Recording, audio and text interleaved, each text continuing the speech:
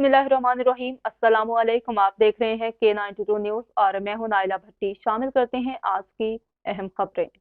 बात करेंगे कराची की शाहराह नूर, जहां पुलिस की खुफिया इत्तला पर टारगेटेड कार्रवाई, तकरीबकारी, स्ट्रीट क्राइम और कार मोटरसाइकिल लिफ्टिंग में मुलव्विस 8 मुल्जिमान गिरफ्तार।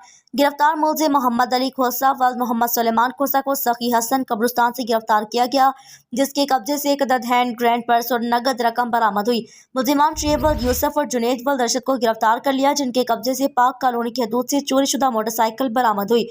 मुल्जिमान अमानुल्लाह वल्द अनीस अहमद जावेद वल्द मुरीद हुसैन तलहा वल्द वकार अली सुहेल अहमद वल्द मोहम्मद यासीन और फरमान वल्द गुलाम मोहम्मद कटी पहाड़ी बिला कार से गिरफ्तार किया गया, जिनके कब्जे से एक अदद TT pistol, 30 bore load magazine पर चाबियां, औजार, मोबाइल फोन बरामद कर लिया।